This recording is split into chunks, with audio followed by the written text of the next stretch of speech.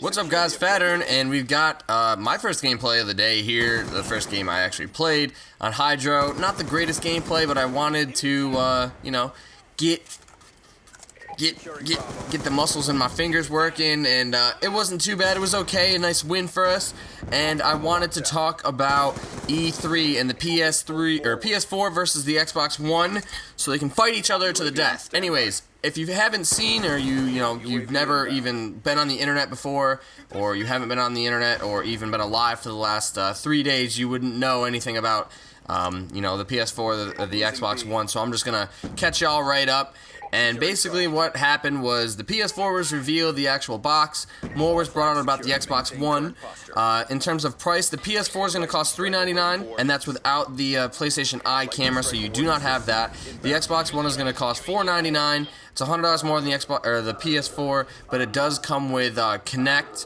The PS4, in terms of graphics and all that stuff, has 8 gigabytes of DDR5 RAM. The Xbox One only has DDR3, and supposedly, the rumor is, from what I've heard, it's got about 40 to 50% more graphical computing on the GPU than the Xbox One. So that's the main difference there. The Xbox One is a little bit larger than the PS4. PS4 is a little smaller. You will now have to pay to play online on the PS4, the PlayStation Plus, like you do on Xbox Live with Xbox Gold subscriptions. So they're about even there. I think actually the PS4 is a little cheaper. You pay $49.99 for 12 months. And Xbox Live, your MSRP is $60, but usually you can find it. I found my year of Xbox Live for like $40. So probably in terms of like straight up dollars, Xbox One is more expensive, but you can probably usually find it cheaper. In terms of value, that's very subjective. Xbox is now starting to put out some free Xbox 360 games, including Fable 3, Halo 3, and Assassin's Creed 2. PlayStation's been putting out free PS3 games for a while. Over the summer, it's been, I think, like Uncharted 3 and a few other ones like Sleeping Dogs, things like that. So they're both pretty even in terms of that. I guess we'll see what the user interface holds for each system. We already know kind of what the Xbox One's going to look like. We haven't seen much of the PS4. Hopefully it's pretty good. They do finally have cross-game chat on the PS4, so that is always a good plus. In terms of used games, the 360 makes it so, or the Xbox One makes it so if you get a game and you buy it, whatever, you cannot lend it to a friend unless you've been friends with them for 30 days, and once it's their game, it's their game forever, and it's locked to them. You can't sell used games to retailers, and your Xbox always has to be online once every 24 hours to make sure that you're not cheating and using these used games. So that's kind of a pain in the butt. The PS4, pretty much the same as it is now. You can lend games to people, you can rent them, you can sell them, you can do whatever you want. The first-party PS games, kind of like not Gears of War, but like God of War, things like that, if there were games like that, you wouldn't have to pay any sort of online fee, except for PS Plus, but it's left up to third-party developers like DICE and Battlefield.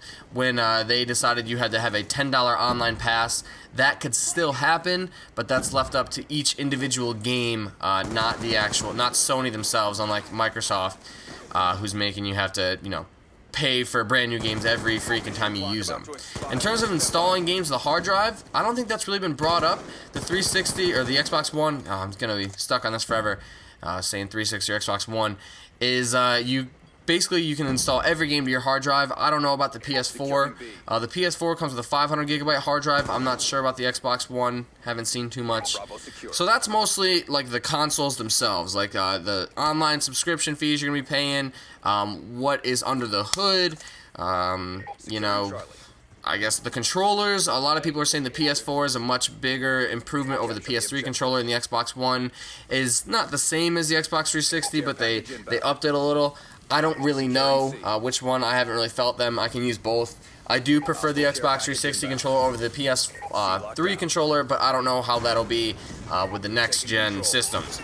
In terms of games, it seems that obviously a lot of the games are cross-platform, and the big ones that Sony has are Gran Turismo 5. Actually, that's coming out for the Gran Turismo 6. That's coming out for the PS3. They have Killzone, Shadowfall. I believe Destiny.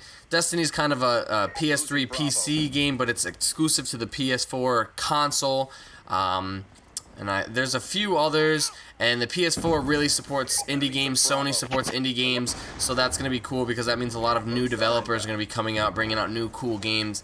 Microsoft's not supporting that as much, at least not yet. The Xbox One has Titanfall, which is the new game that used to be from the old Infinity Ward, now called Respawn Entertainment. That looks pretty cool. They've got a couple other games that are exclusive.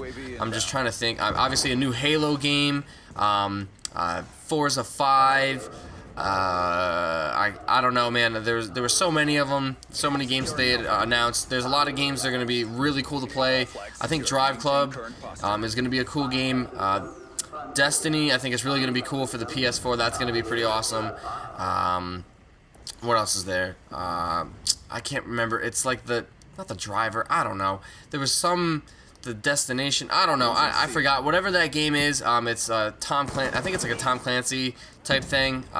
Basically, you can like hack everything. It's like an open world. That looks like that's going to be just absolutely awesome to play. I'm actually looking into buying more games rather than just Call of Duty this next gen. Probably going to go with the PS4 at first. Maybe I'll get an Xbox One later, but right now, PS4, for me, is solidly in the lead with the $100 cheaper price range. The amount of games I've already seen on PlayStation Plus compared to Xbox Live for free or discounted, that's going to make PlayStation Plus a better deal for me. I already have a lot of friends that are already going with the PlayStation 4. The ability to not have it always online and be able to like share games with friends, that's going to be huge for me. But also, I think I would like an Xbox One in the future because I think it's really cool for the cable usage. I mean, the games will be cool. I think Titanfall looks like a really sick game, but the whole ability to be like Xbox, go watch MTV, or Xbox, blow up my roof, that looks pretty sick. I like that. And I guess last but not least, I'm going to talk about the third-party games that are coming out to like each console. Battlefield 4 looks pretty freaking redonkulous, so I'll probably pick that up too. Don't know how much I'll play it, but they have 64-person online games now. It's nuts. It's nuts. Final Fantasy 15 looks ridiculous. So does Kingdom Hearts 3. Oh my god, to be honest with you, I nearly cried when that came on, man. I was watching the Sony conference, and then all of a sudden they were like, oh, and we have one more announcement, and like it said Disney, all this crap started playing, and man, I've waited so long for Kingdom Hearts 3. Played 1 and 2, I played like Chain of Memories, I didn't play any of the PSP or any of those games, and then all of a sudden frickin', there it is, Kingdom Hearts 3. I was hella excited. It's in development, probably won't be out till like 2014 or 15, but it's coming out for both consoles. But yeah, it was pretty impressive all around. I'd say that the PS4 holds the advantage in terms of price, the used games, shenanigans, all that stuff. But let me know what you think of what you're going to go with. I'll probably end up getting both at some point, but PS4 is in the lead for me for now. So, anyways, I will talk to you guys soon. Hope you enjoyed the gameplay, and enjoy your Thursday, motherfuckers. I'm out. Peace. Down and clear. Our tracks have been erased. Good job.